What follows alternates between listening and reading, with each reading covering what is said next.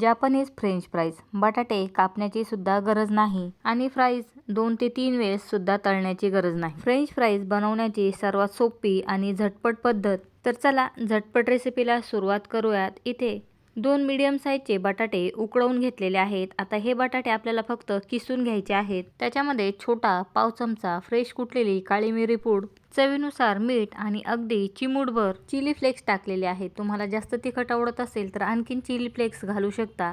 2 medium साईजच्या बटाट्यांसाठी 2 चमचे cornflower powder टाकलेली आहे। म्हणजे एक मीडियम टू मोठ्या बटाट्यासाठी 1 चमचा कॉर्नफ्लॉवर पावडर असं प्रमाण सेट करून घ्यायचं आहे। आता इथे सर्व मिक्स करून घ्यायचं। पूर्ण कॉर्नफ्लॉवर पावडर बटाट्यामध्ये एकजीव करून घ्यायची आहे।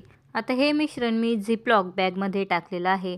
झिपलॉक बॅग नसेल तर एखाद्या ताटाला किंवा ट्रेला तेल लावून घ्यायचं आणि त्याच्यामध्ये सर्व मिश्रण सेट करून घ्यायचं आहे। मी ते झिपलॉक बॅगमध्ये सर्व मिश्रण टाकलं आणि या पद्धतीने लाटण्याच्या मदतीने इव्हन सगळीकडे स्प्रेड करून घेतलेला आहे। आपल्या आवडीनुसार जाड किंवा पातळ फ्रेंच फ्राईज बनवून घ्यायचे आहेत, मात्र खूप सुद्धा पातळ बनवायचे नाहीत, नाहीतर फ्राईज मध्ये तुटण्याची शक्यता आहे। बटाट्याचं मिश्रण सगळीकडे स्प्रेड करून ही पिशवी 2 ते 3 तास आपल्याला फ्रीज मध्ये ठेवायची आहे। ट्रे किंवा ताटामध्ये मिश्रण ठेवलं असेल तर ते सुद्धा 2 ते 3 तास फ्रीज मध्ये ठेवून सेट करून घ्यायचं आहे। आता झिपलॉक बॅगमधून जर मिश्रण काढता येत असेल तर काढायचं किंवा इथे पिशवी कट करून टाकली तरी चालेल। मी इथे पिशवी एका साईडने कट करून घेतलेली आहे आणि बघा परफेक्ट फ्रेंच फ्राईजचं मिश्रण आपल्या इथे तयार झालेलं आहे। फक्त झिपलॉक बॅग कापून टाकली म्हणून याच्यावरून काही कमेंट करू नका। तर आता इथे आपल्या आवडीनुसार जाड किंवा पातळ फ्रेंच फ्राईज कट करून घ्यायचे आहेत। मी थोडेसे जाड फ्रेंच फ्राईज कट करून घेतलेले आहेत। या पद्धतीने भरपूर असे फ्रेंच फ्राईज बनवून फ्रीजमध्ये महिनाभर स्टोअर करून ठेवू शकता आणि ज्यावेळेस खाण्याची इच्छा आहे किंवा मुलांना हवे आहे त्यावेळेस मुलांना तळून देऊ शकता। तर बघा इथे परफेक्ट फ्रेंच फ्राईज तयार झालेले आहेत। कुठेही फ्रेंच फ्राईजचा तुकडा पडलेला नाही आणि भरपूर असे लांब आपले फ्रेंच फ्राईज तयार झालेले आहेत। आता इथे तेल सुद्धा गरम करण्यासाठी ठेवलेलं आहे।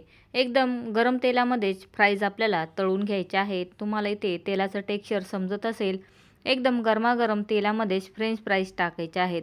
जर छोटी कढाई घेत असाल तर फ्राईज मध्ये कट करून घेतले तरी चालते। फ्रेंच फ्राईज तेलामध्ये टाकल्या टाकल्या त्यांना टच करायचं नाही, फक्त इथे पॅन किंवा कढई आपल्याला हलवायची आहे आणि फ्रेंच फ्राईज तेलावरती तरंगायला लागले की नंतरच त्यांना पलटी करायचं आणि गॅसची फ्लेम मीडियम टू लो करून आतपर्यंत फ्राईज आपल्याला तळून घ्यायचे आहेत। फ्राईजला चांगला कलर आला की गॅसची फ्लेम मीडियम करून आतपर्यंत इथे फ्राईज तळून घेतलेले आहेत आणि बघा परफेक्ट फ्रेंच फ्राईज तयार झालेले आहेत। बटाटा कापून जे फ्रेंच फ्राईज बनवतो त्याच्यापेक्षा सुद्धा कमी वेळ हे फ्राईज बनवण्यासाठी लागतो। आता तळलेले फ्रेंच फ्राईज लगेच एखाद्या बटर पेपरवरती किंवा टिश्यू पेपरवरती काढून घ्यायचे आहेत। पुन्हा तेल चांगलं गरम करायचं आणि नंतरच बाकीचे फ्राईज त्याच्यामध्ये फ्राय करून घ्यायचे आहेत। मी याच पद्धतीने सर्व फ्राईज तळून घेतलेले आहेत। जर कढाई छोटी असेल तर फ्राईजमध्ये कट करून किंवा छोट्या साईजचे करून नंतर तळायचे आहेत। तर बघा इथे फ्राईज मस्त तळून झालेले आहेत। आता त्याच्यावरती आपल्या आवडीचे मसाले टाकायचे आहे। मी इथे थोडंसं काळं मीठ, थोडीशी काळी मिरी पूड, थोडीशी लाल मिरची पावडर आणि थोडासा चाट मसाला टाकलेला आहे। आवडत असेल तर तुम्ही याच्यावरती पेरी पेरी मसाला सुद्धा टाकू शकता। फ्रेंच फ्राईजला सगळीकडे मसाला लावून घ्यायचा आणि बघा अतिशय कुरकुरीत असे फ्रेंच फ्राईज तयार झालेले आहेत। फक्त तळताना सुरुवातीला हाय फ्लेमवरती आणि नंतर मीडियम टू लो फ्लेमवरती फ्राईज तळून घ्यायचे आहेत।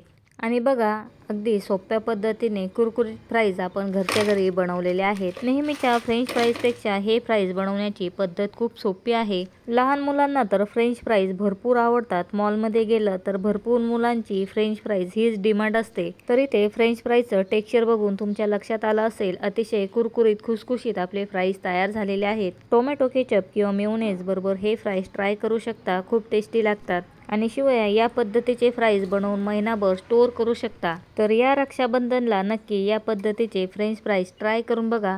व्हिडिओ आवडला असेल तर व्हिडिओला लाईक करायला, चॅनलला सबस्क्राईब करायला विसरू नका। व्हिडिओ बघितल्याबद्दल धन्यवाद।